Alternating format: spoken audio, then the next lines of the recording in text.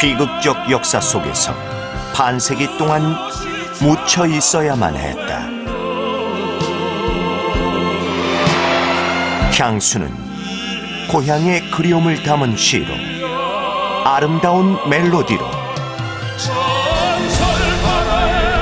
많은 사람들의 가슴 속에 오래도록 기억될 것이다.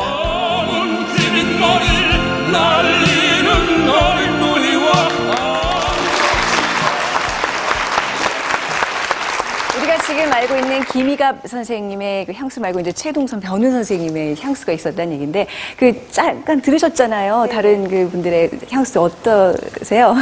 저희가 알고 있는 김희갑 선생님의 향수보다 그 변우 선생님의 향수도 굉장히 남자답고 강하고 매력 있는데요. 네, 마음에 들어요. 예. 근데 최동선 선생의 향수는 그 당시 본인이 이제 공부하고 돌아온 독일의 후기 낭만주의 가곡 같은 리하르트 슈트라우스 같은 사람의 향기가 많이 남아있는 서구적인 가곡이고요. 변우 선생 같은 경우에는 사실 그 해금이 된 뒤에 88년도에 작곡이 된 거지만 되게 한국적인 선율도 들어있으면서 드라마틱하죠. 네. 예전에 우리가 들었던 명태 같은 분위기도 좀 맞아요. 예. 그리고 이제 김희갑 선생님의 그 향수가 가장 대중적으로 사랑을 받고 있는데, 해금이 되고 나서 김희갑 선생한테 의뢰를 했는데 10달 이상 이걸 그냥 싸매고 고민하면서 만드셨다고 합니다. 사실 그 박인수 선생이 이 노래를 맡은 것은 참 그 다행이라고 볼 수 있는데요. 박인수 선생은 이제 테너이면서도 우리나라의 테너들 중에서는 좀 독특한 존재였습니다. 저음이 강하고 탄탄하고 굉장히 그 드라마틱한 성질을 가지고 있죠. 이동원 선생은 또 음유시인 같이 나지키 읊조리는 그런 그거죠. 그래서 이 노래가 가진 그 참 장점은 이동원 선생이 설명하듯, 오페라로 치자면 그 설명하는 레치타티보 부분 같이 나지기 얘기를 하면은 드라마틱한 박인수 선생의 아리아가 나오는 것 같은 그 자체로서 뭔가 서사적으로 완결되어 있는 듯한 그런 구조를 가진 작은 오페라와 같은 곡이라고 할 수 있죠. 클래식하는 성악가가 대중가요 가수와 노래를 같이 한다. 이게 그 당시 88년도 즈음에는 엄청나게 어려운 일이었다는 건 모양이에요. 그래갖고 결국 어려움이 어디까지 번졌느냐?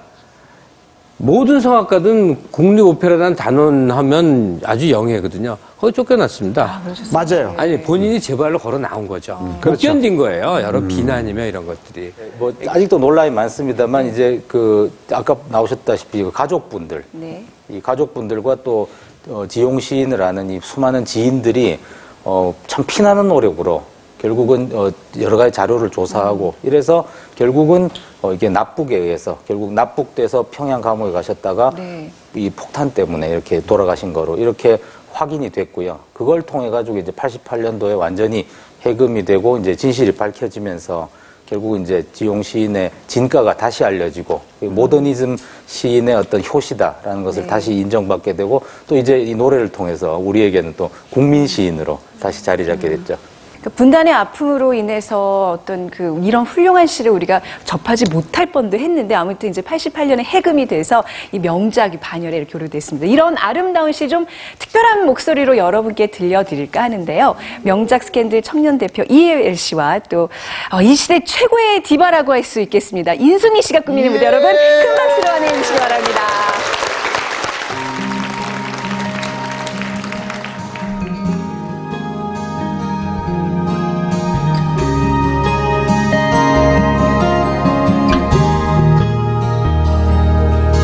넓은 동쪽 끝으로 옛 이야기 지즈대는 실개천이 휘돌아 나가고 얼룩배기 황소가 해설빛 금빛 게으른 울음을 우는 곳, 그곳이 차마 꿈엔 들리칠리야.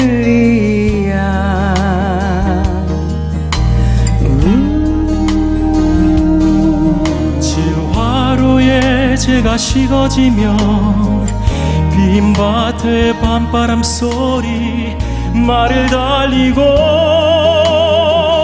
얇은 졸음에